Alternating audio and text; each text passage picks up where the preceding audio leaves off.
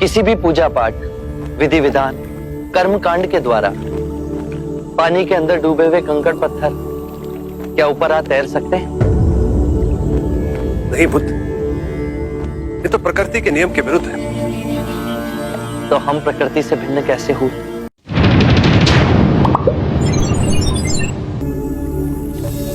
प्रणाम।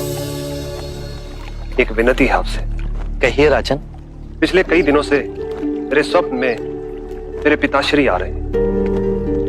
मैंने ब्राह्मणों से भी इसका अर्थ पूछा तो उनका कहना था कि तुम्हारे पिताश्री को शांति नहीं मिली, उनके लिए पूजा करनी हो, यज्ञ संपन्न करना होगा। आप तो परम ज्ञान का स्वरूप है, तो विनती है आपसे कि पूजा विधि आप ही के हाथों से हो, जो मेरे पिताश्री तक पहुंचे, उन्हें मुक्ति मिले, जीवन मरण के इस चक्र से वो मोक्ष पाले।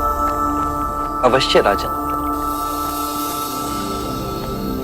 आप मिट्टी के 2 घड़े मंगवाइए, एक में घी भरवाइए और एक घड़े में कंकड़ पत्थर भरवाइए, और उन दोनों घड़ों के मुंह कपड़े से बंधवा दीजिए और उन्हें लेकर नदी के तट पर आइए। मैं वहीं आपकी प्रतीक्षा करूंगा। मैं भी इसका प्रबंध करता हूं महाराज।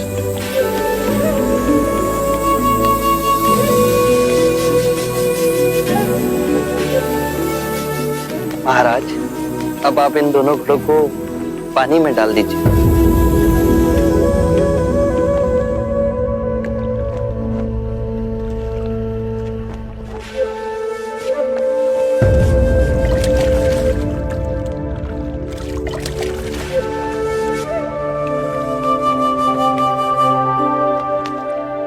महाराज, अब इन दोनों घड़ों को आप तोड़ दीजिए।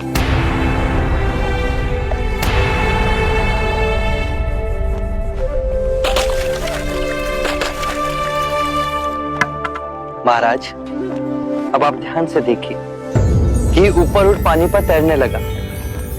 अब बताइए, मेरे या किसी और के पूजा पाठ करने से क्या ये घी नीचे बैठ सकता है? असंभव। ये तो घी का स्वभाव ही नहीं। सत्य कहा आप। उसी प्रकार किसी भी पूजा पाठ, विधि विधान, कर्म कांड के द्वारा पानी के अंदर डूबे हुए कंकड़ पत्थर क्या ऊपर आ तैर सकते हैं?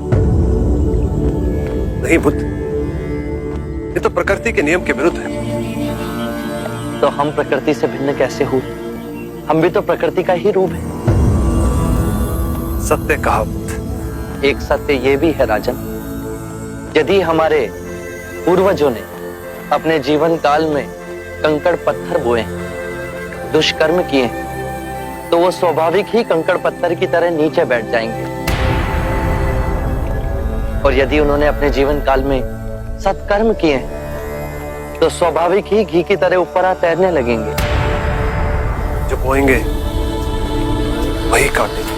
परंतु इस शरीर रूपी जीवन काल में ही नहीं, अपितु इस शरीर रूपी जीवन काल के पश्चात वाली यात्रा में भी हम जैसे कर्म करेंगे वैसा ही फल मिलेगा। अब बताइए, इस प्रकृति के नियम को कोई पूजा पाठ, कर्म कांड, विधि विधान, यज्ञ हवन मिटा सकता है? राजन, मैं भी इसको नहीं बदल सकता। केवल अच्छे कर्म ही मनुष्य की मुक्ति का द्वार खोलेंगे। ये कैसी तलवार है आपके हाथ में, जो एक क्षण में सारे झूठ काट केवल ज्ञान को प्रकाशित करती है। ना जाने कितने जन्मों और भटकता में यदि आपकी कृपा ना होती, इस एक क्षण में आपने अपनी अदृश्य तलवार से मेरे अहंकार का सर भी काट दिया। धन्य है प्रभु।